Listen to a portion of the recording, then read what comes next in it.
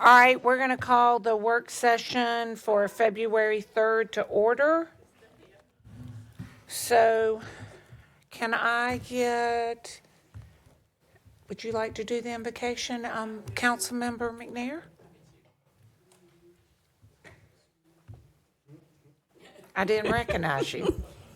It's the hair in the pants. All right, let us pray.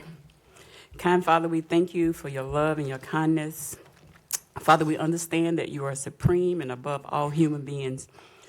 We pray for wisdom, we pray for strength and for courage to do what is right and good for all citizens.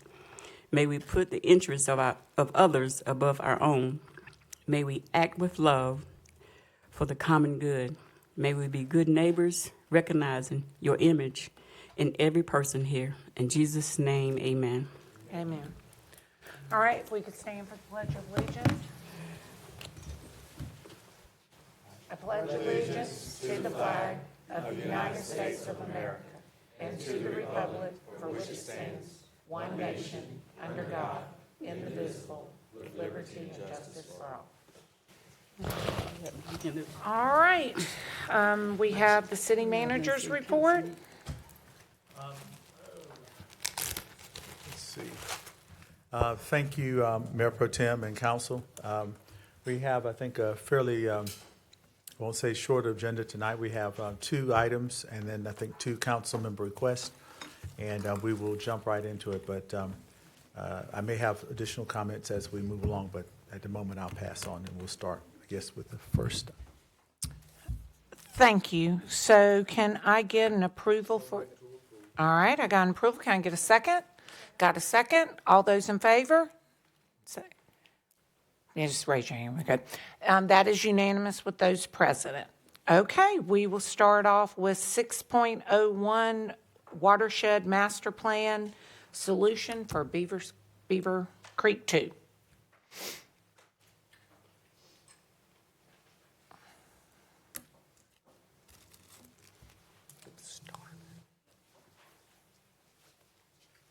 Good afternoon. Hi. So, yes, how do I start it? If you could show me, you know how to do it, Oh, Mike. he just looking for, you have an advance down here? So we're set up, okay, great. Is it that one? Yeah. All right. Thank you. Thank you. Okay. All right. Good afternoon, everybody. I'm Alicia Lanier. I'm managing the Watershed Master Plan Program, internal management. I'm joined here by Mark Van Auken with Arcadis, and we're going to be sharing this presentation. But I'll lead in. So let me...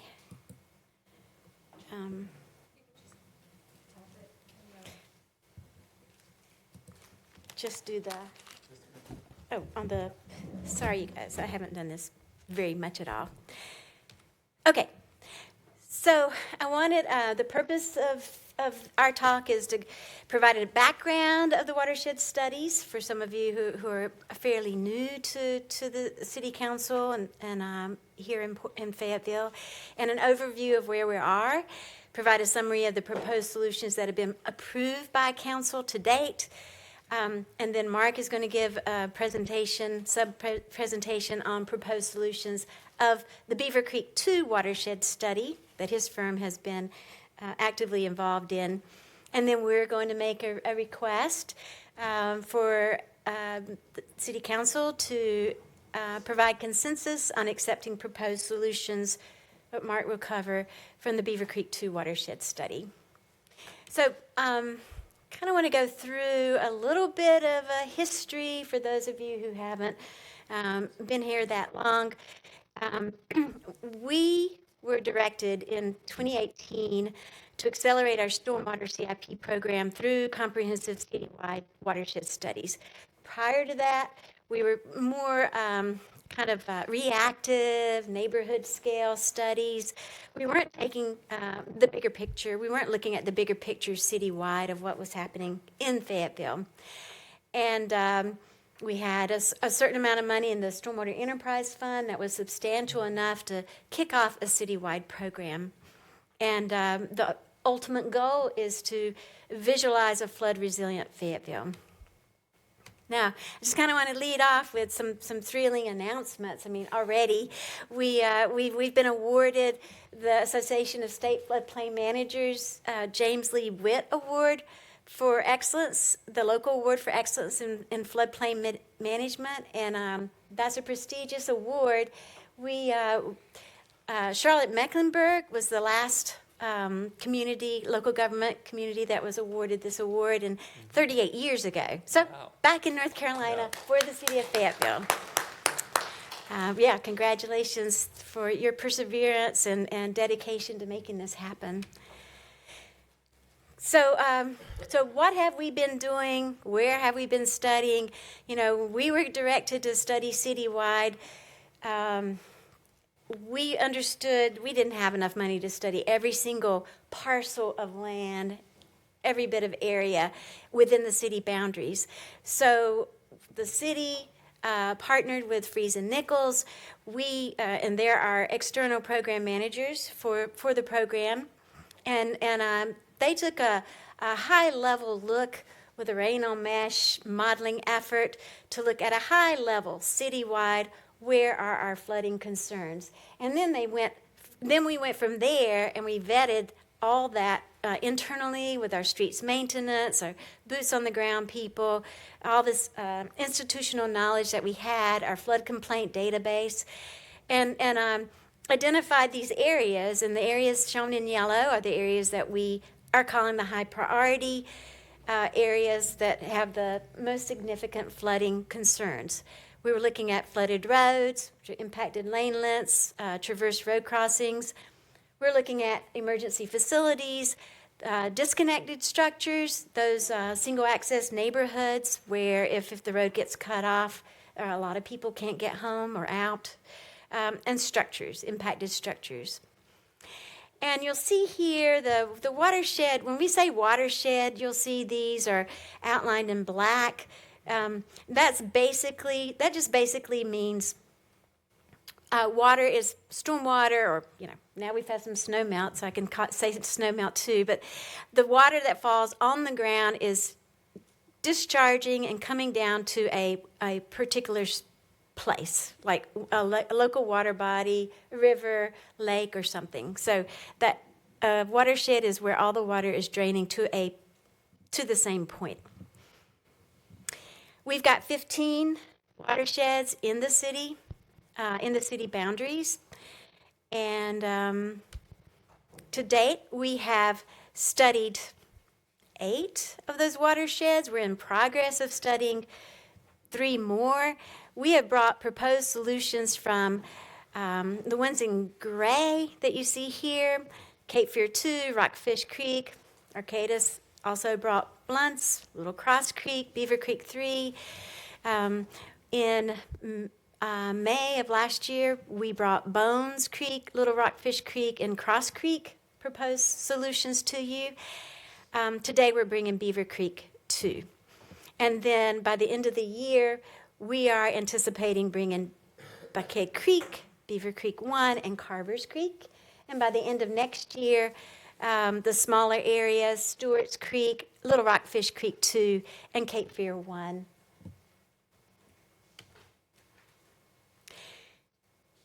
So I'll go through the proposed solutions just at a high level that have been brought to you, and you've provided consensus on incorporating those into our capital improvements program. We've had 2 tranches. The first, we've also completely finished these reports, the ones that are shown in hatched purple here. We've brought an estimated cost of proposed solutions of over $500 million, over 200 proposed solutions. We've resolved over half of the miles of impacted lane length, and same for traverse road crossings. and disconnected structures. So that was the first tranche that was brought to council. You approved that we incorporate them into our capital improvements program. And because you did that, then we were able to pursue grant funding, and we were awarded several grants. So from the watershed study, we have been awarded $26 million so far, one of which is a one of which is the Blunts, from the Blunts Creek study, the Russell Person Street bridge replacement and stream enhancements project. So essentially, being able to pursue these grants, we've been fortunate enough to really pay for ourselves, pay for the work that we're doing. Okay, that's the first tranche, and I guess as part of that first tranche as well, we've got 10 projects that are in various stages of design, construction, and one is nearing completion. So we're moving forward.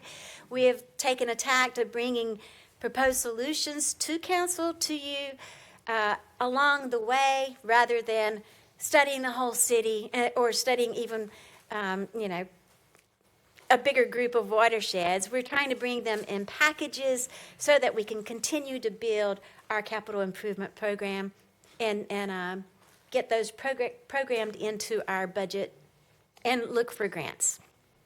So the second tranche of proposed solutions, Cross Creek, Bones Creek, Little Rock Fish Creek, we have an estimated total cost of proposed solutions of almost $500 million. So already you're seeing the need for $1 billion, excuse me. You said the total is $1 billion or 500? $500 million for well, I'm rounding up there. Yeah. Councilman Harris. Okay, thank you, Mayor. And thank you for the so far what you have given us. Whenever we look over at the Little Cross Creek area that goes over into the Stewart's Creek area, which is an area I'm very much familiar with the residents that seem to always get flooded in the Glen Riley area. So with this particular, with these fundings, are you going to, well, you may not, but I'll just ask the question. Go ahead. So yeah. the construction, the repairs, where do we go from receiving the 20, what was it? Where do we go forward with there? Because I've got some areas, well, the ones that you're speaking on that's a part of the study, that seriously get flooded. I mean, it seems to always go in residents' homes. Mm-hmm. So what's the next step from what you're proposing today? That's a very good question. And so the funding that I was talking about, that has already been dedicated to specific projects that we applied. So we presented those projects, and they were applicable for the grants. You said Stewart's and Stewart's Creek. If you look on, I'm not sure what page this is, right here, this page. Yes, sir. And the Stewart's Creek area. Right, and we haven't begun the study for the Stewart's Creek watershed. So the ones in green, those will be studied next. Okay. Yeah, and so, but the answer to the other part of your question, though, was how are we prioritizing? And so the tranches that you've approved, we're putting them together, we're floating them up. We're looking at worst first. So which concern areas are the worst? How well is our proposed solution fixing the problem? We're prioritizing problems that we can fix that are in the public right-of-way, not necessarily in people's yards or whatever.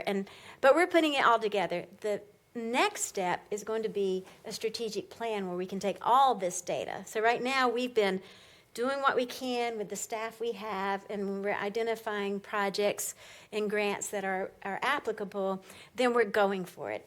So Now we this need to particular- develop. So this particular area right here, that would be an additional funding request, grant request? If it floats to the top, yes, sir, yes, sir. And we haven't begun the study for Stewart's Creek yet. Thank you. So yes, Mayor, I was rounding up quite a bit. Yeah, quite a bit, quite a bit. All right. Council, any other questions, comments? All right, Councilman Hondros. Thank you, Mr. Mayor.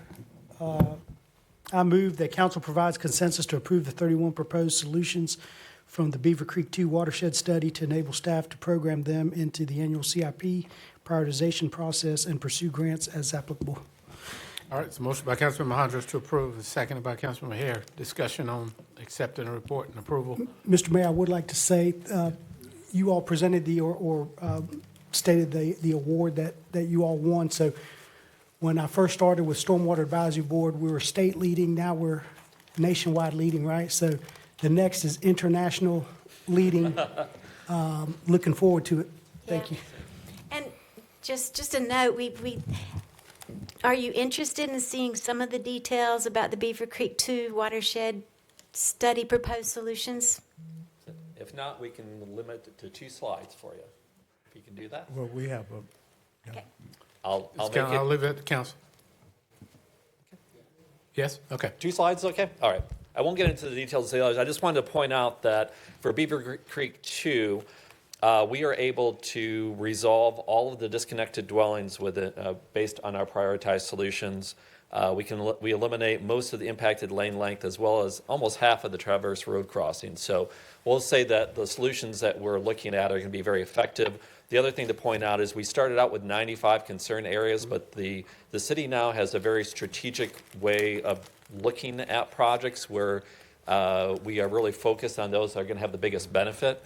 And so we were able to limit our focus to just 31 proposed solutions out of that 95 total, which is being much more, I would say, efficient with how we're looking at things. And just wanted to point out, so we usually present our top 5 projects. We have 9 total here because when we're looking at proposed solutions, sometimes we have proposed solution packages where we need to have projects that are combined together to achieve the full effectiveness of what we're looking at for the solutions. And within Beaver Creek 2, we had a couple of those that were the proposed solution number 6 and 7, which are focused on single ingress egress access to some private apartments. And so that was one that, like I say, that's been a real push for the city since Hurricane Matthew, when we had some areas that got washed out. We're really trying to focus on those projects. We have a good blend, I would say, between those that are shouldn't say fairly inexpensive, but those that are maybe $500,000 versus multi-million-dollar projects. We're trying to provide balance to you. All the ones who are here scored high. Anything in double digits is considered to be a high priority project. And the efficacy shows those that are very effective. So 100% efficacy means we're eliminating all of our problems. So just wanted to point out that we have very high scoring projects within Beaver Creek 2. They're very effective at what we're doing and recommending. And we provide, like I say, a wide range of solutions that we think, and we appreciate that you've already voted these in, but just wanted to point out that a lot of what we've done in Beaver Creek 2 is try to be very efficient and focused on those projects that are going to be providing the best solutions for the community. Thank you. Appreciate that. Council, any other additional questions, comments? All right. Great, thank you. Thank you. Appreciate it. Keep up the good work. Thank you. Yeah. So any other discussion on the consensus motion by Hondros in here? All right. Those, council, I'll look to you for action on that.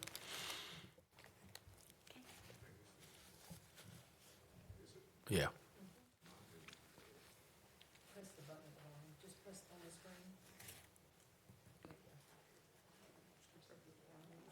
Who are we missing on there, Ms. Paula?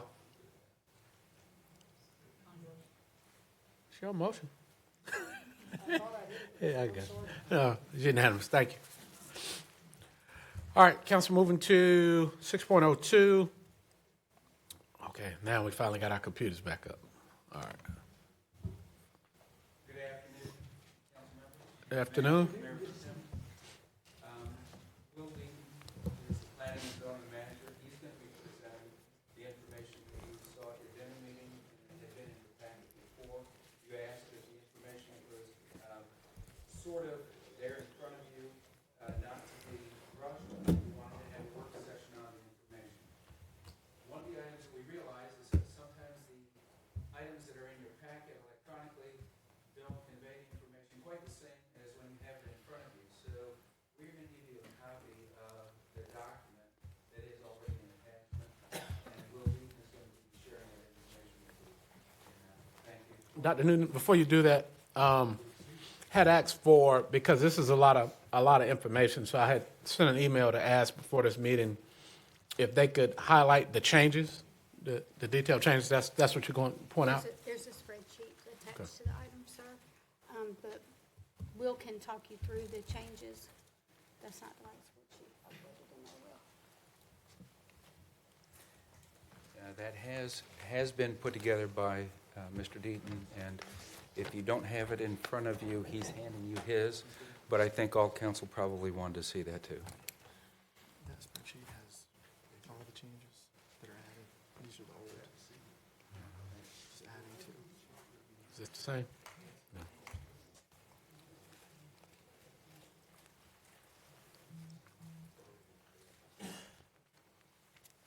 So y'all didn't have this where we could all see it? Yeah, I had asked for that prior to. I mean, the only reason it was helpful, I know this is a lot to digest. So, I mean, and so Sure. in your presentation, I don't want to get ahead of that. How do you plan to let council see it changes from this to that with this action? So, Mayor, if I can, and Will and Dr. Newton, if y'all can jump in and correct me, kind of frame this, I think, well, Will had framed it this morning, but I want to take my hand at it as well. In 2021, the state changed the law and mandated these requirements. So what's in front of you is us trying to comply in part with the 2021 requirements of the state of North Carolina. Will can walk you through what that looks like, but the best way and why Kelly handed out the document that you see in front of you is from the old design guidelines or standards that we had to now, it's a completely new document. And so, Mayor, as you can see from the spreadsheet that Will had handed to you, if you can just hold it up to the crowd, looking at the language which is on there and how it's oriented on those wide pages, this is a completely new document that articulates and details what is mandated by state law. Am I safe to say that we are not compliant at the moment with state law? And so this is our effort from 2001. If you look at the document that you have in front of you, it says 2022. If you look, and I'm sure staff will be able to say what we did in 2023 and what we did in 2024.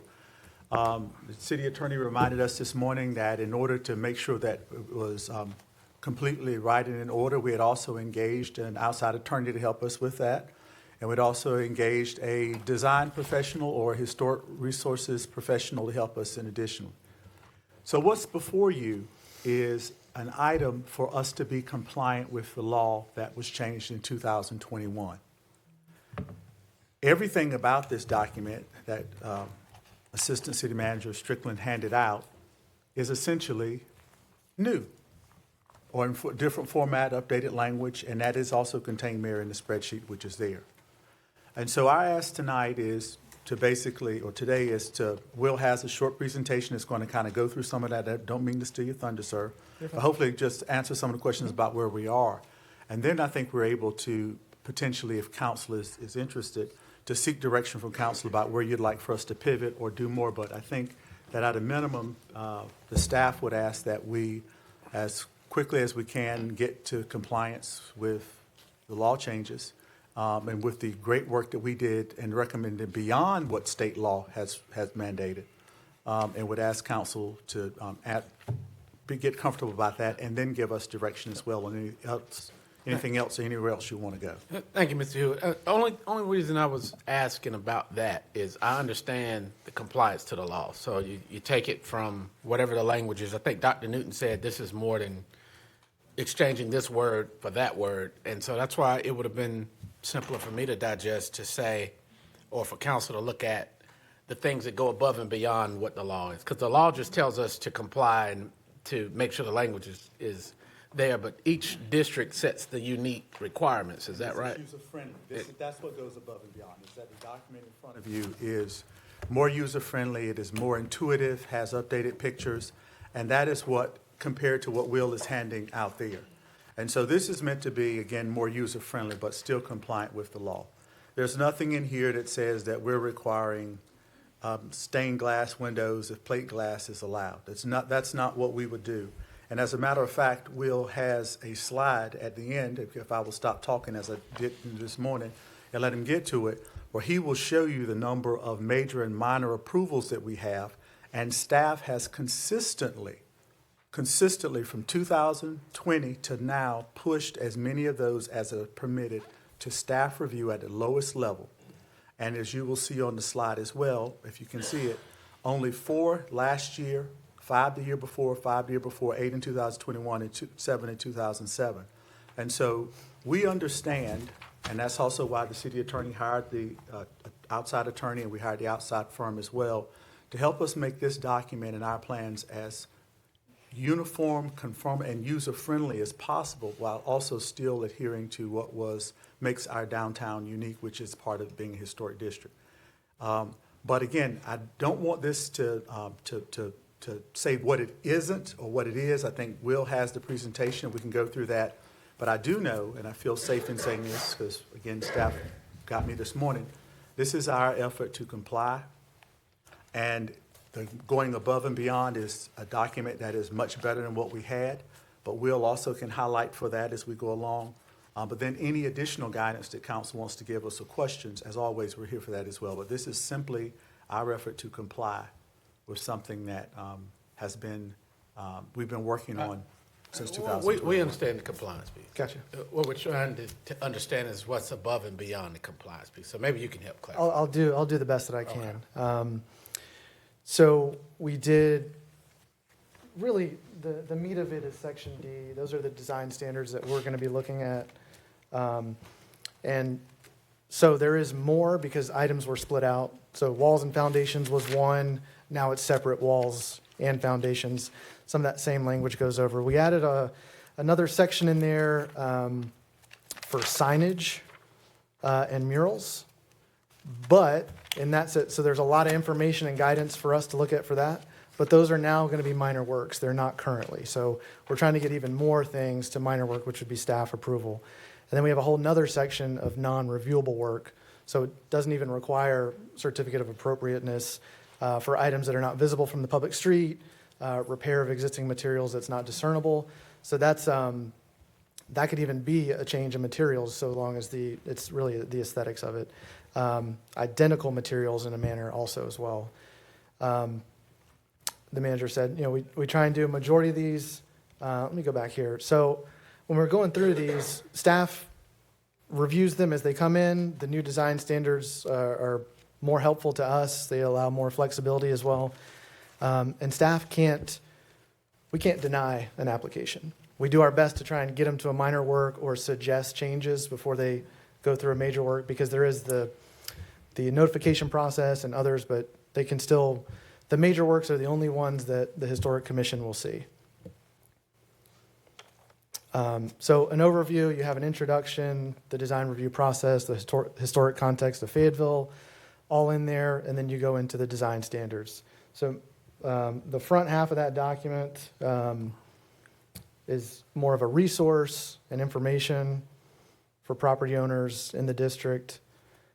Here's an example, what I mentioned before. The left side is our existing one. It's all black and white, so making copies of those. But you have on the left side a whole set of standards. And then the separation now is that it's categorized like most communities are doing now, preservation, repair, and maintenance. So you have an idea of what are you trying to do with this property? I want to preserve it, try and do these things. And most of these are all minor works too. So instead of having to hunt through a number of standards or guidelines previously, please repair, please, if you have to replace something, you can go through those sections. But staff is available to help guide you through the process. And again, majority of those. And I I'm pretty sure within the last year or so, most of our cases we do get a lot of signage. So that's number one. People wanting to replace windows and doors is an option. But this is for the downtown local historic district, our mostly commercial. The Haymount Historic, which is mostly our residential. I mentioned before there's the signage was added because we do realize there's some signage in residential districts that gives us a little bit more guidance and help for bed and breakfast and other office type uses in the residential. There is another section in there as well. It is about disaster preparedness. I know some years ago there were some, maybe some concerns about when a hurricane comes through about flooding and how do we get a COA and how long is that going to take? Are we going to have to wait? We don't intend to do that. We want people to protect their property as much as possible and give them the flexibility to do things as they can on a minor level through staff as much as possible.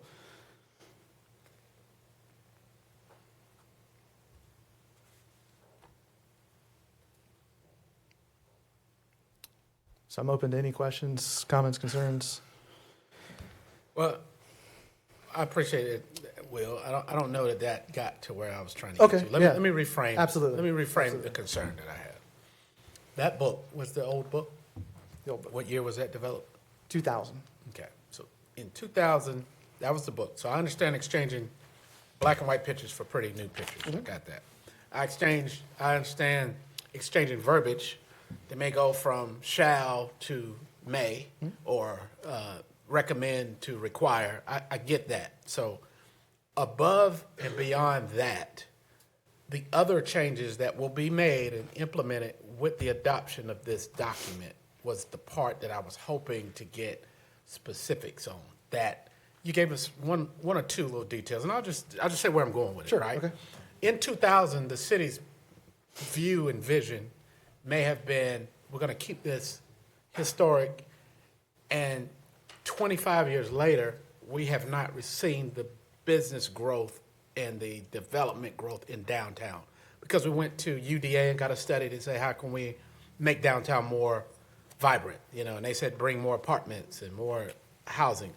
As we look forward with the adoption of this document, does this align where we're trying to go as a city? So that we're not just updating it to a point of where we're making it more restrictive, because at the end of this, yes, you all are real responsive with someone calls, has a problem, they call one of us, and we call you and you fix the problem for that moment. But it doesn't fix the process to the problem that caused the problem. Because for every one of those that we get a call, that we call you, there are 5 other ones that we didn't get the call that just decided to do something different, right? And so we've got to make this to where it's easy. The problem is it's just not easy to do it when you have, one, you have our UDO, which we've done great work with trying to make that doable. Then you layer that on top of a historic district, and you layer that on top of a fire district.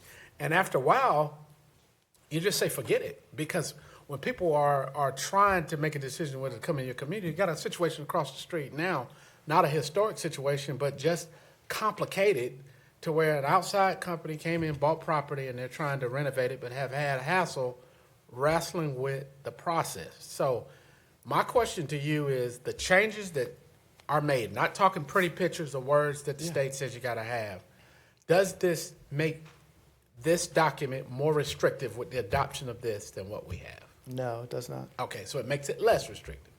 It's adding more options for that. So what I'm saying is you have more minor works. You even have a section now, we're not even going to review it at all.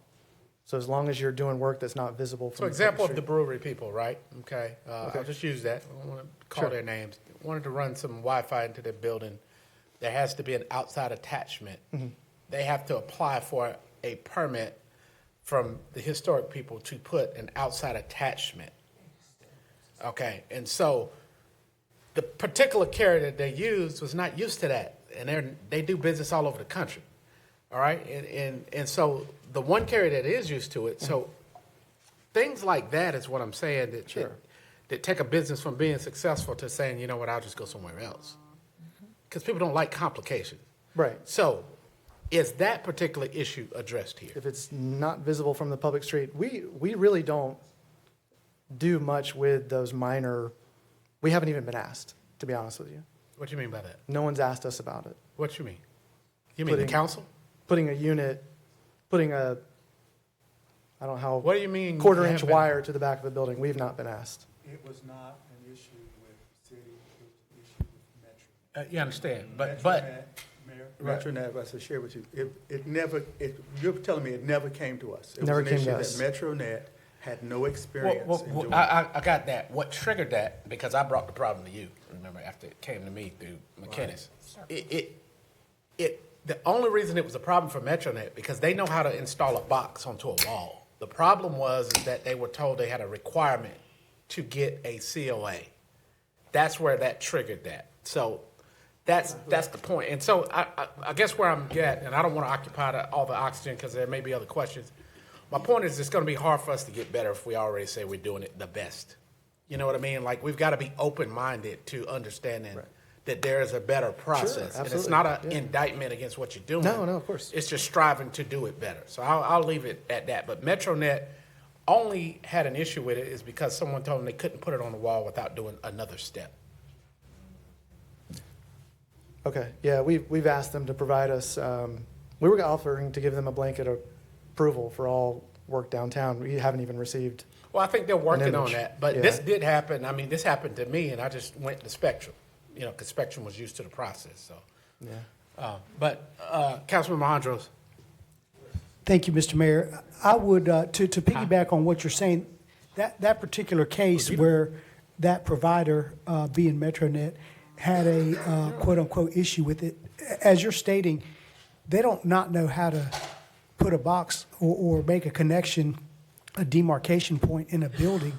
It was not either knowing or wanting to navigate the HRC process, correct? That's my understanding. Can anybody on staff confirm or deny that? What their hangup is? Is it the actual infrastructure, like the construction installation piece, or is it the government bureaucracy application piece? They were told they are required to do it. That's the question that we're trying to get an answer. Haven't seen it. If they had asked, it would have probably. Are yeah. you required to come to you to get anything to put a box on the wall? That's the question. Yes. We process that as a minor work, probably take Heather. So it is a requirement. Probably about 5 seconds to do it. So if you don't, but you do have to do it, right? Does it Right now. Would that require HRC approval? from No, the- sir. No, sir. It's all staff. Same as you're getting, different trade permits for everything else you're doing. That's what I need to know. Thank you. All right. Councilman, Mayor Pro Tem Jetson. It's Harron in you? I'm coming.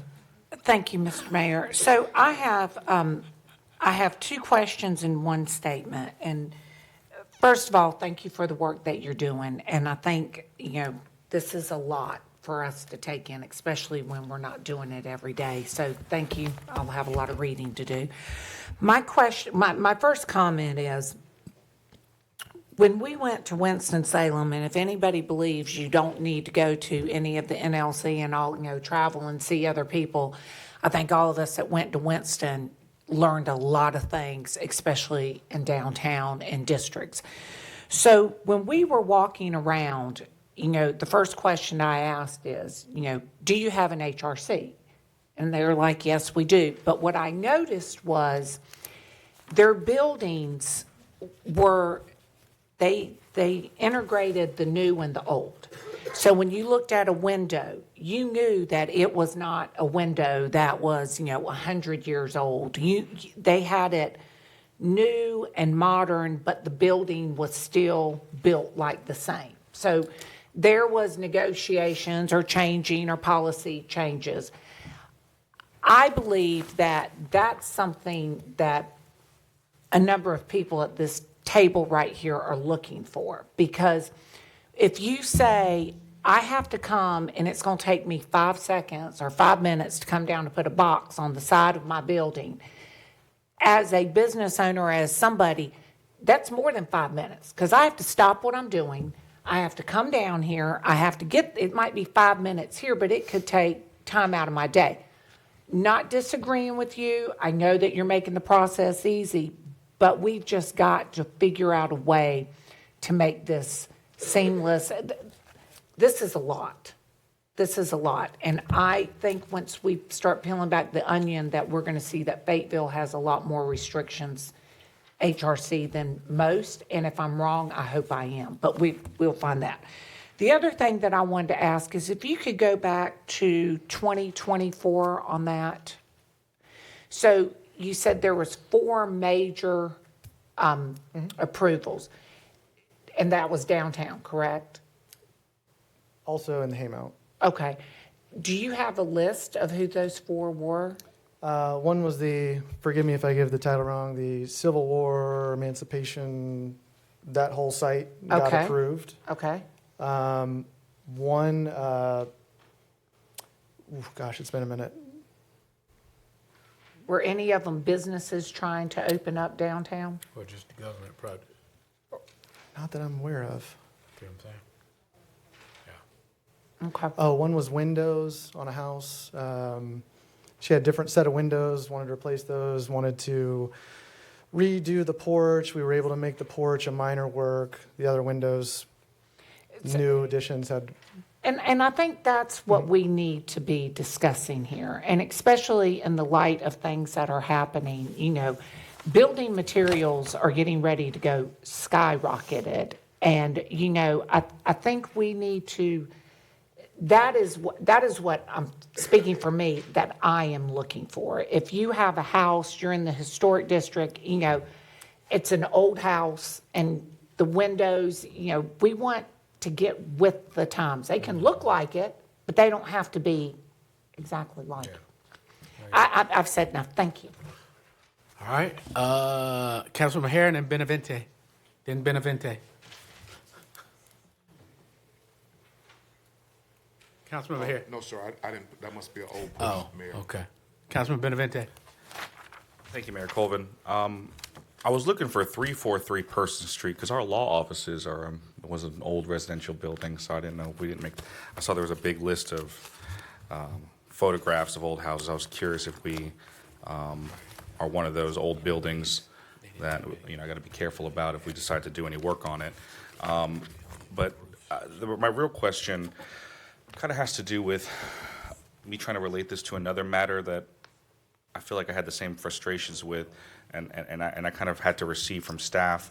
Do y'all remember the trash bag situation where you couldn't have but certain types of bags, where I think Director Gibson shared with us that more often than not, the percentage was crazy of people that were compliant, and that there was probably a small percentage of people that had to get a little bit additional care and additional help to because they didn't fit through the process.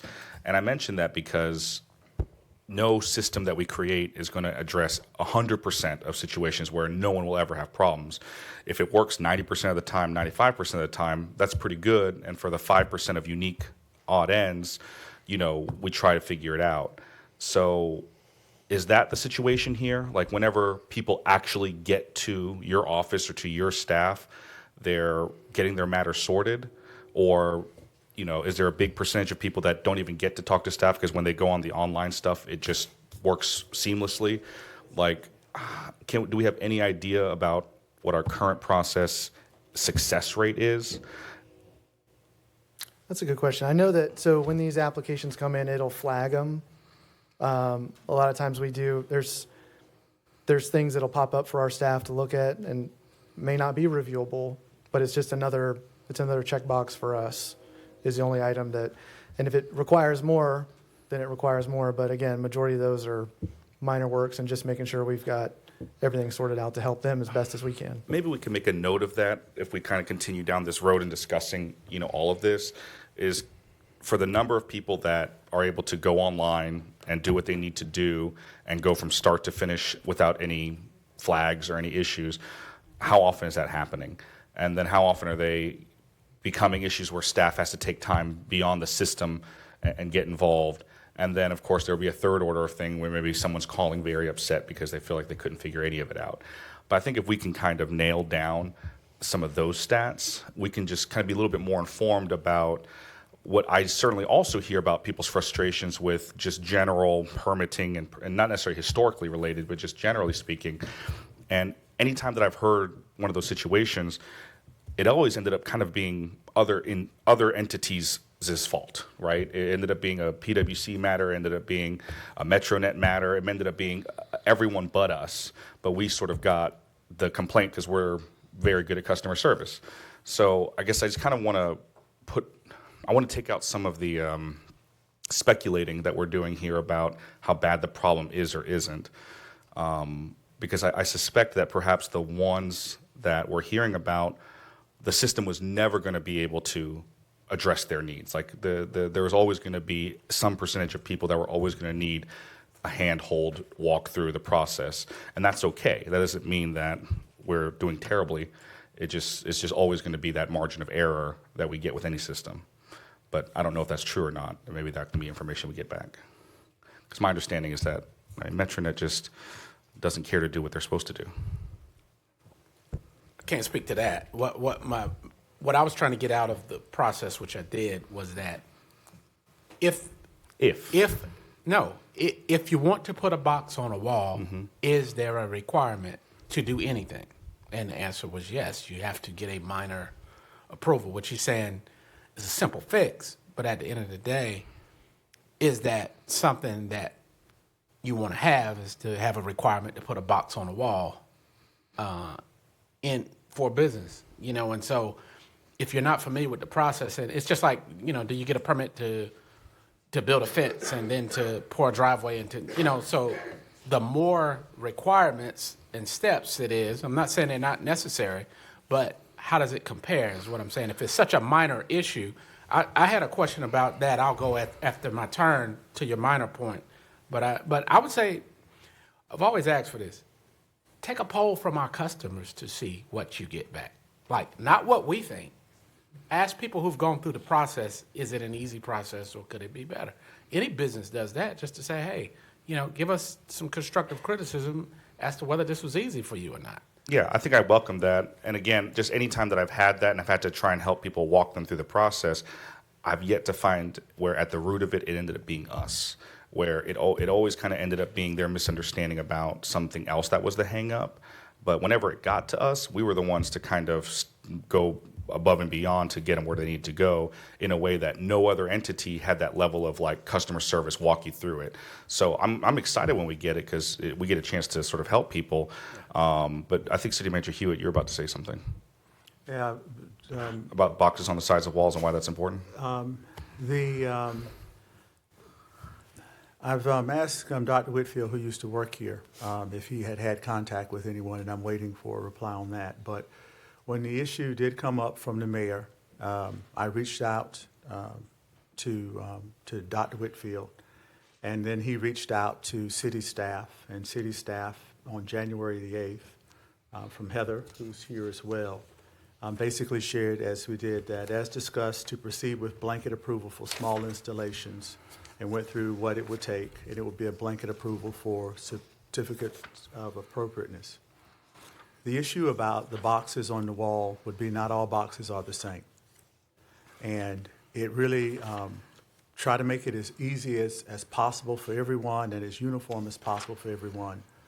And we're happy to bring this to the council, as always, in a work session and to discuss it. But we also had the consultant who we had partnered with, and kind of our interest last month, last month, and our interest this month as well is to get you as comfortable as you can get, or as possible, so that we can make the updates to the ordinance. And if that means bringing in the consultant and doing it line by line, we're happy to do that as well. But whenever we talk about historic district, it does go into different directions, which it should, because it is people's property and their livelihood, and it does have additional regulations. But if y'all, here to answer any questions y'all have, but how can we get from where we are in 2025 to where we need it to be in 20? 21. Last question, Mr. Mayor, and I'll be done. Because I feel like we're kind of getting at, I think, a deeper question here about this stuff. There's obviously some kind of state level mandate when it comes to even having historic district standards, correct? Like, we couldn't say, we just don't want to do any of this anymore. You could. Well, I'm asking, that's what I'm asking. I'm not saying it one way or the other. I'm just saying, obviously, at one point, we said we want our downtown to have this historic thing. And, you know, my assumption, and again, I'm asking for clarity here, either from our city manager or city attorney, but if we decided that that is no longer an interest, and we did not want to adhere to any more historic standards, I mean, obviously, there's landmarks that we can't mess with because they're registered. So I'm just trying to understand that a little bit better. Well, we'll be happy to, and the city attorney is going to jump in on that as well. We're happy to do that. And Madam Attorney. I've not been asked that question yet. I'm happy to examine it, Okay. but beyond what's on our national registry, I don't know anything offhand. They're self-imposed standards. I'll do some research and get back to the council if that's okay. Yes, ma'am. But what I recall, and Madam Attorney, you would know, but if we're going to have a historic district, we've got to have a historic commission with standards. So I guess, because not every city has historic districts, correct? The state doesn't say you have to have a historic district. I guess it's his question. Not that I'm aware of. But if we want to benefit from something that comes with having a historic district, we've got to follow some standards, not just from us, but that maybe the state has established. Hence the reason we're having to update our language. Yes, because we have a district. We have a historic district. Yes. So maybe the follow-up to that question is, how do we benefit from it presently? All good questions. We're a certified local government, and we've been so since 1999. With that comes certain benefits and also requirements. You've got to have a Historic Resources Commission. You've got to have standards to be certified local government commission. You have access to pass-through grants from National Park Service. Also, some of the properties and landmarks in the district have tax deferment. You can get tax credits. You guys know we're a Tier 1 county. You get another bonus if you do other tax credits as well. So some of those options are available. I'll say there's historic districts from Aberdeen to Zebulon and Murphy to Manteo in the state of North Carolina. State did. I think yes, sir. Councilmember Thompson, I thought. I was going to go, Mr. Mayor, but I just want to make a small comment. To me, it's about us having economic development downtown. For the future of what we want our city to look like, we need to make it easier for people to come and not harder for people to come. Will, you mentioned earlier that us meeting the required standards from the state from 2021 here to 2025, and what you have input is going to make it easier. But you have yet to give us an example of what easier looks like. Signage and murals. And here's one too. Just take the first one, the language. When the historic character of the structure is not changed is the old one. When the visual character. So we know not every building down here is historic. It's not 200 years old in the period of significance. You have the old PwC building. You've got now parking decks, right? You've got, things are wanting to locate downtown now. When the visual character is an option for us to go, the visual character isn't changing now. Also, signage and murals. We don't have to. Let me rephrase the question, Mr. Will, because I understand the examples that you have up there, but I'm going to give you a specific that pretty got me in hot water when I first came on council. When you go downtown, there's only certain individual buildings that are considered historic district. It could be one building, two buildings that are vacant, another building, 3 buildings in a row. What does the individual have to do to get off that list? And then what does the individual have to do to get on that list? Get off what list? The historic district list of the buildings that you have. They can't, can they? That's a good question.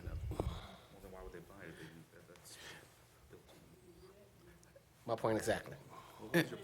And They can't. well, He said they can't. That's because my point. it's an area. Right. So now the council can define the size of the area. So, No, but there's also certain buildings that are Yeah. considered historic. And the building next door to it may not be considered historic. That's my point. That's the situation I ran into. Are you referring to landmarks or No, I'm just specific historic buildings. by how they look? I can't remember the street that I was on. But there was one business that was considered historic and had to meet all these different standards. A wooden frame window that had to be certainly engraved a certain way that cost them $30,000. Then you go right next door, that building is not historic. He got a plastic frame in there and a $150 door. That's the difference I'm talking about. So how do we make that simplified? Councilman Hondros, you had something? I think what our colleague's referring to is historically relevant. So the district is the dark blue or the yellow. Right. But there could be two buildings side by side. Some of them are historically relevant, others aren't, which furthers the confusion because, most people would think all the buildings in the historic district are historically relevant, but some of them are, some of them aren't. So then if you and I have a building side by side, we both have wooden frame windows and doors, storefronts. You take yours out and put aluminum frame because your building is not historically relevant. I see yours and I'm like, hey, that looks good. I'm going to do that to my building. But I can't do it to my building because it's historically relevant. I think that's the benefit of this sheet, even though you've got to have 2010 vision to be able to see it. I think we could benefit from this in a larger print, like for windows. Councilmember Green, building supply, right? Windows in 1900 were made in a mill. They were whatever size they wanted them to be. In 2025, they've got standard sizes, okay? And you're not going to find that unless you get somebody to specially do it. A mill's got to specially do it out of wood. So this right here says no vinyl windows shall be allowed in the district, period. And so for every line where there's blank on this side, which is the current, and there's language on the other side, that means there's something being added that wasn't on this side. That's right. And that is a big one right there, that if you've got to go and redo this building, so now that is counterproductive to our energy grant that said that we want to make buildings more energy efficient. It's counterproductive to heating and cooling. When you can't do that with ease, who's going to pay 3 times as much for a custom window to replace every window in a building because you've got to have it specially built to standards of the 1900s? What they're made of anyway. I mean, so if you're visually standing on a street corner, this is what we need to go through right here. You can't see beyond the first floor. You don't know what those windows are made of. Thank you, Ms. Mary. All right, so I see the lights again. Okay, so I'm sorry. I talked over Councilmember Green, and then I saw Hondros and Benedict.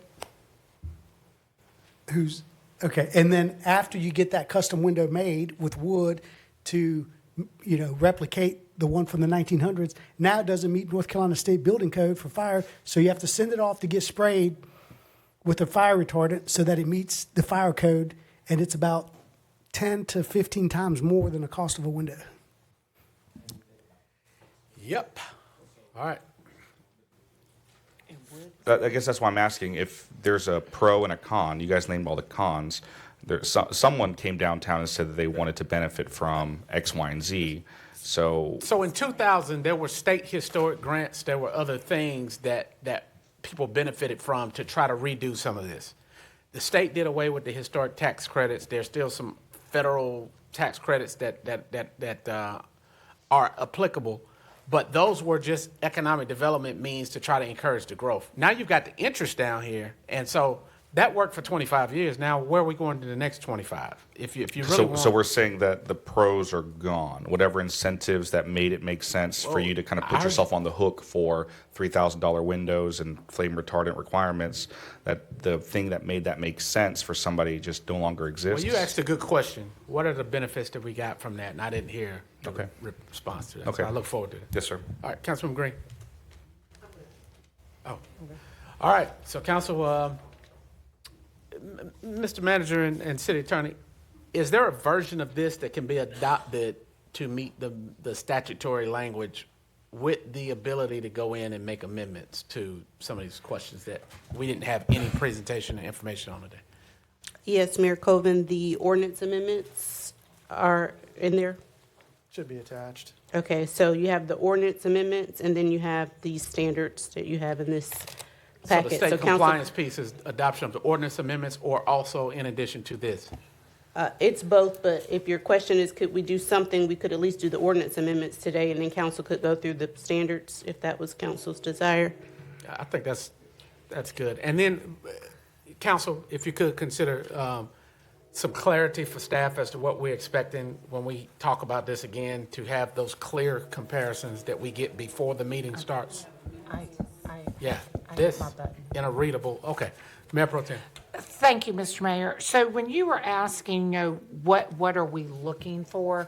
What I would, I don't know if we have to do a council member request, but what I am looking for is I would like to know what are some of the standards for Winston and Raleigh and things, come back to that and then really go deep into this and this. I mean, I think we can do what we need to do to be in compliance with the state.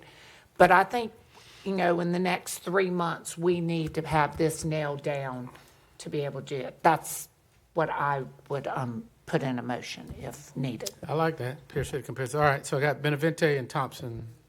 I was just going to make a motion related to the ordinances, and I can certainly allow, or not allow, but whoever else wants to make the motion on the work that we want to do beyond it. Councilman Thompson. Thank you, Mr. Mayor. I would just like to add that I don't think we need to pay anybody to let us go through this line by line. I think this is something that staff and Will can do to bring back to us. Thank you, Mr. Mayor. All right. Ma'am? Just for my clarity, is staff going through the standards or is council going through the standards? Staff is going to bring council the information that we've asked for today in the standards. The questions with peer city comparisons, the things specifically that are changed, the significant changes, windows, and so on and so forth. All of these blanks that are on one side with stuff added on the other side. That should be the motion. I'll make the motions now. Let's go make the motions. The first motion is that we adopt solely the ordinance portion of this. So if we want to vote on that, and then I'll make a second motion related to the standards going to policy committee. All right, there's a motion by Councilman Benavente to adopt just the ordinance portion, which complies with the statute, with the assumption that standards will be amended, in follow-up meetings. Okay. All right, is there a second to that? Yes, sir. That sounds fine, Mayor, to come over to the policy committee, but are we going to have what the standard is now, what is submitted now versus on the other side of what the change is? Yeah, that's supposed to be we this. don't send all of that to us. Right. Like that. We need to have what it is now and then what we're expecting that change to be. And we need copies for council for this. Just make them bigger, and then. But yeah, so we'll get it to policy committee. So. All right. So you clear on that? I think no, you don't have to. I mean, I think you can give direction because this is just a consensus effort anyway. All right. So there's a motion by Councilman Benavente. Is there a second to that? All right. Second by Hondros. Discussion on the consensus motion to adopt the ordinance portion only. All right. Look to you for that.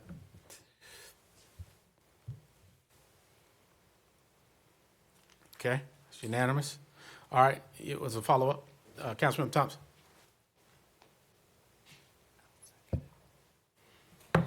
Thank you, Mr. Mayor. As the policy chair, the policy committee will come back with some recommendations with the pros and the cons on how we can move forward with these line-by-line items outside of what is state-regulated for us to move forward with our HRC. All right, it's a motion by Councilman Thompson, second by Mayor Pro Tem. Yes, sir.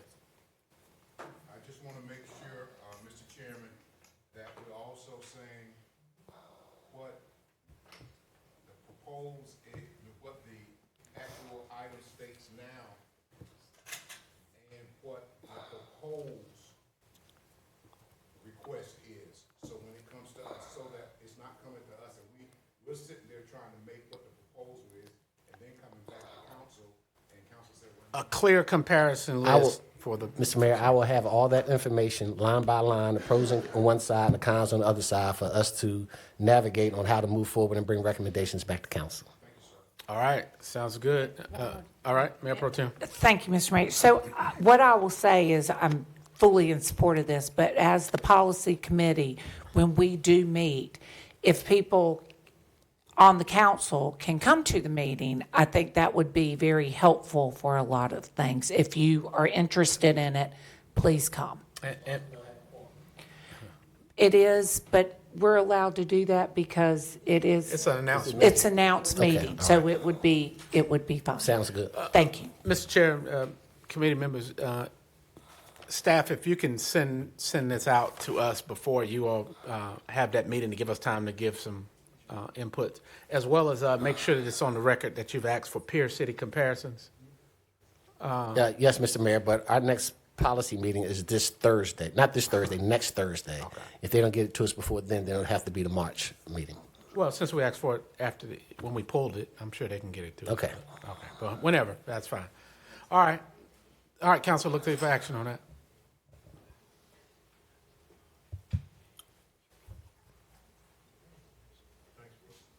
Thanks. Who are we missing? Mayor Pro Tem? Oh, I'm sorry, I'm over here talking. All right, motion carries. Thank you, staff, thank you, Mr. Will. All right, council, moving to 6.03 and 6.04. Or before we do that, I guess it kind of dovetails. I see we have our guest from Fayetteville State here. Welcome, Chancellor and Vice Chancellor. If council, if we could have a motion to go into closed session for discussion related to economic development. It's a motion by Councilmember Green, seconded by Councilmember Hare. Any discussion on the motion to go into closed session for economic development purposes? All right, I'll look to you for your votes for closed session.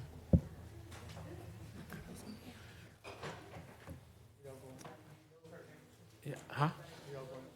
You said what about? Yeah, oh yeah. No, we're just putting them out. Are you setting up? You setting up here? Oh, the microphones are on. Oh, the mics. Okay. Okay. So did y'all want to slide it next door? Okay. All right. What was that, clerk? Vote. All right. Let's move it next door because of the audio connection.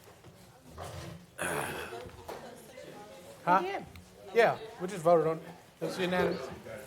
Did y'all see the vote to go into closed session? It was unanimous. Yeah. Trying to make sure we stay legal, Jen. Attorneys. She's.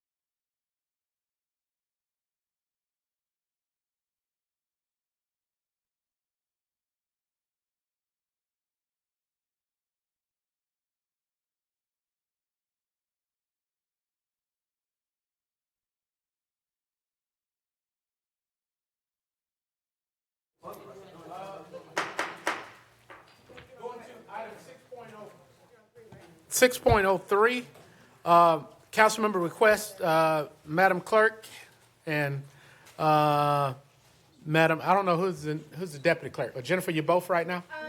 No, but Paula's gonna help today. All right, Madam Clerk and Ms. Paula. Start the clock for 5 minutes. We have 5 minutes to present. And the first item is permanent performance review. Council, I'll make this simple. I've talked to you some individually and as a group, and had an opportunity to talk to members of the staff. Mr. Hewitt had some of the top leadership from permitting, Dr. Newton, Ms. Strickland, ACM Strickland, as well as some of the other members of the team to talk about and explain our process. This came about, and I left my notes, but I'll send those reports out later today, but I sent in some real interesting meetings at the Conference of the Mayors a couple of weeks ago in D.C. to where it showed how cities have, with all good intentions, had processes over the years that started out for safety and for aesthetics and different things.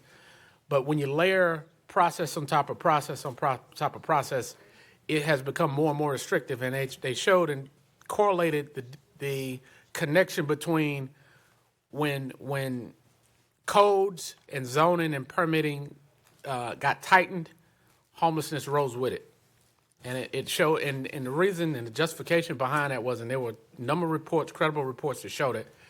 But let's take, for instance, you have people who build market rate houses at the top, who build it. And then they have to go through the process. Then you have people who, so you build a certain amount, let's say 100 of those houses. As they come online, the people who are living in just a tier below that tend to buy a lot of those 100 houses that came online, which created 50 houses from the second tier, which people who are now in the third tier move up to that. And it works that way. But anytime there's a clog in the system, and what we've done, there's been a lot of emphasis put on the lower end, low to moderate affordable housing programs have become complicated and complex. But at the top of that, because the process isn't eased, whenever that gets clogged up, now all of a sudden you have the inability of people to continue to buy new homes and to move up, which has caused more pressure on the bottom end. The bottom, lower moderate that we've put the concentration on, this showed that the amount of income to rent ratio went from 30%, which is where they estimated to be, to over 50%. And what happens is that means that they're one emergency away from becoming homeless. And then you have corporations who go in now and buy these properties, and it just showed a revolving cycle. But Austin, Texas, San Diego were the host to the conversation. Had an opportunity to talk to those mayors who talked about Austin's growth over the last 12 to 15 years. He had been a 3-term mayor at 3 different points. And he's seen Austin at very small Austin, growing Austin into where it is now. And he said it was very helpful for them, as well as San Diego, who called in or bid out for a consulting firm to come in and just review their process. It didn't say they were doing anything wrong, just said, how can we do better? He said, I guarantee you, regardless of how good you're doing it, you'll get something out of it that'll make you do it better. Now, AIA, the American Architect Institute, they have national offices and in a number of jurisdictions. They said they can do it. I don't know if it was free, but it was nearly free because they're kind of a partner of the League of Cities and the Mayor's Conference. But these folks said that they put out an RFQ, and McKinsey did the one for Austin. They had some great results, and it brought more certainty to that space. So the ask today was to ask if we could get some information about it, have a comprehensive review, and see how we can do a good process and make it better. Open it to any questions. Councilmember Thompson. Just one question, Mr. Mayor. And one thing I'm going to look forward to in 2025 is for me and my colleagues not to be putting money out for studies and surveys and outside counsel to give us stuff that we're not going to use. So I ask if we do hire this AIA to come in and give us this, that is productive and we use it to enhance the permitting process here in the city of Fayetteville so we can get that infrastructure that we need. Thank you, Mr. Mayor. Thank you, Councilmember Thompson. Councilmember Benavente. So Could you restate what the ultimate ask is? Is for city staff to get a third-party professional to reevaluate? Am I on the right track? Yeah, just have a third-party review. We've tried to do it internally. We've tried to do it through UDO committees, but there are companies, didn't have to be AIA or McKinsey, but there are companies who can give an objective third-party review of our process and to make recommendations. Okay, thank you, Mr. Mayor. Thank you. All right, Council, any other comments, questions? All right, well, Council, look to you for your pleasure on this matter. Are we voting on the machine? Yeah, Jennifer, can you put something up? Councilman Mayor, you had a question? No, sir. Oh, okay. Trying to get it to vote. I think she's got to do something. She's got to get one of her balls out of the air. I know, we're working her.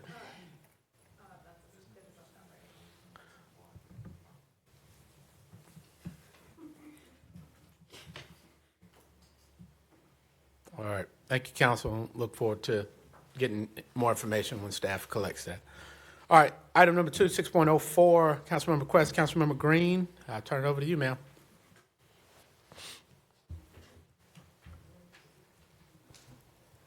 Thank you, Mr. Mayor.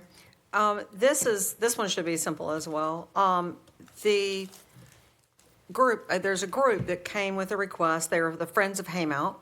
They are a grassroots group that came out of some of the issues that they were having around some things going on in their neighborhood they didn't like. So they became very civic-minded and sought to get some things accomplished in their neighborhood and kind of engage more civic conversation. One of the items on their list was to rename Woodrow Street Park to Haymount Park at Woodrow. They met with Mr. Gibson. I was brought into that conversation at that point because this park, Woodrow Street Park, was chosen because of its central location in Haymount. There's lots of different parks in Haymount, and they all tend to be named after streets. If you've lived here any amount of time, you remember that they used to be named after people, and then they named them streets because it defined more the location.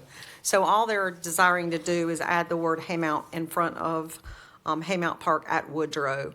It'll still delineate that it's on Woodrow Street, but they wanted to add that historic piece for Haymount. It's just a way for them to take pride in that park, and their desire is to kind of help keep it clean and kind of hold events there occasionally. I don't see anything big going on there. It is a smaller park, for those of you who don't know. It's designated as a toddler or young child park, whereas because there's not any big equipment, and it's not a heavily utilized park for the most part, I don't think. They did meet with Mr. Gibson. I don't know where he got to, but he pretty much said as long as we weren't naming it after a person, to just submit the council member request, and that's what I'm doing. So I did have a question. Yes. Councilmember. So your ask is that it be called Woodrow Park at Haymount? Haymount Park at Woodrow Street. And at Woodrow. And so we did get a couple of emails. We did. I did. And I'll acknowledge I got 2 against, and I think it was 3 last that I've looked, in favor. That was sent out to about 199 people that are listed as members of Friends of Haymount. So my question was, the group that you had spoke to about it, had they did any outreach to the people there? Like, what did the opposition that comes in with it? Like, is there any other backstories behind it that we're not aware of? Not that I'm aware of. It came up last April or May last year, and they held several different conversations about this. So I don't know if the people that came out against were not aware, or if when it came out in writing, they became, I'm not certain.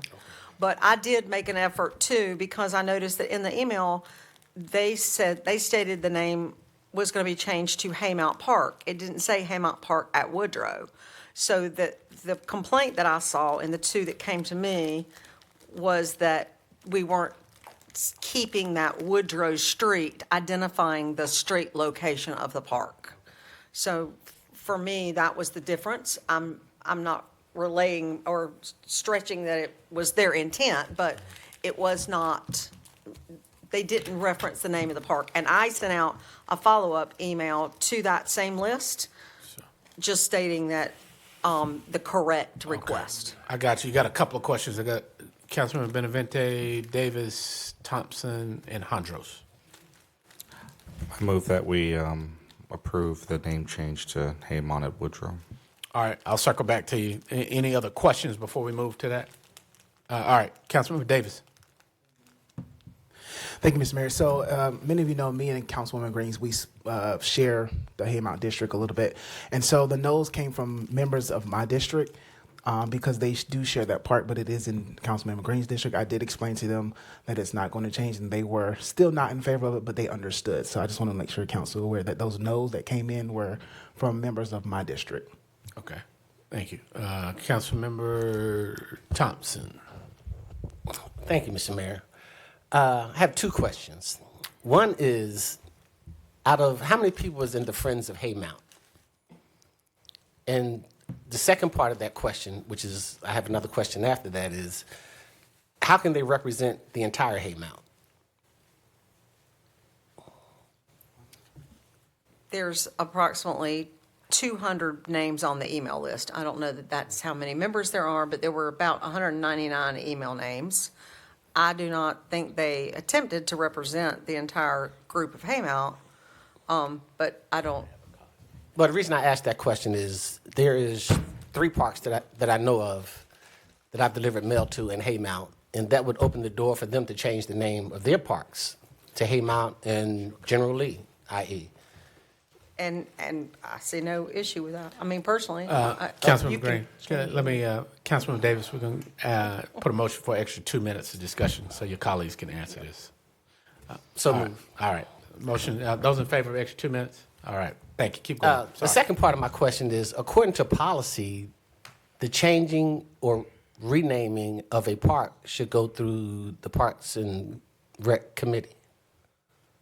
And Has it? Well, it went to Mr. Gibson, but it has not gone to the committee. So this would be a request to go to the committee. But the policy says it's supposed to go to the committee, then come to us. Well, I read the policy, and if that's the way it's supposed to go, it wasn't clear to me. But the group did meet with Mr. Gibson. All right. Let me just read the policy, Mr. Mayor, if I can. It says, all requests shall be accompanied by a recommendation from the Fayetteville Cumberland Parks and Rec Advisory Committee. All right. Councilman Hondros and then McNair. I think it would be wise policy or otherwise for it to go to the commission. That's what they're there for. I just wanted to state also, a few of my colleagues mentioned we received emails. I received several myself, and it was like 2-1 against renaming it.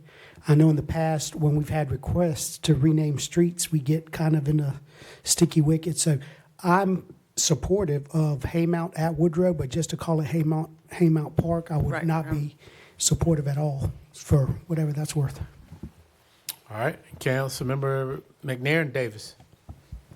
I just want to know, would there be a public hearing?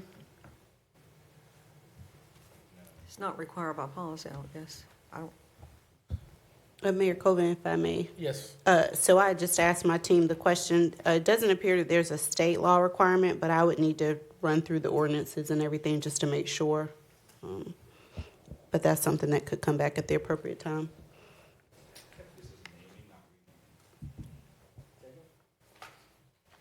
All right. And, all right, Councilmember Davis.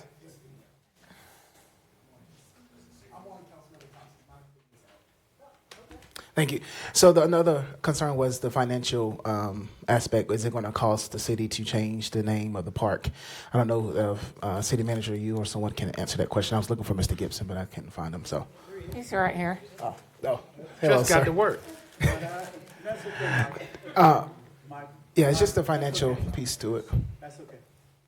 As I definitely want to answer the question, but I think that the ask on the floor was for us to do whatever processes are necessary for this to come back to council to consider. And if that means that it goes to the Parks and Recreation Advisory Board with a recommendation back for them, pro or con, and if council so chooses when it comes back, whether favorable or unfavorable, if you want us to do a public hearing or not, that's, as the city attorney said, that may or may not be required, but it's council's choice. But if the ask, Mayor, is, again, I don't mean to restate it, is to initiate the process to send it to them with a recommendation from council for them to consider it and for them to give you back a recommendation one way or the other. Because it doesn't say that yes or no, it just says they need to be consulted. So if that's the request, then we can definitely, but yes, there would be a renaming, probably signs or something like that. Then we have a sign shop and we could probably handle that fairly easy if there was a cost to that. All right, Council, Does that answer your questions? getting pretty close on the time. All right, Mayor Pro Tem Jensen, and then we'll do it. It's time. Okay, real quick, if the policy is that it has to go back to the Parks and Rec Board, then I guess we need to amend the motion to make it do that so we can just move ahead. Exactly. All right, so I guess the consensus ask that Councilmember Green has is that this can be referred to the Parks and Rec Board That's fine. as consistent with the policy. And I guess at the conclusion of that, it'll come back to us with the outcome of their actions or recommendations. Yes. All right, we all clear on that? All right, council look to you for action on that.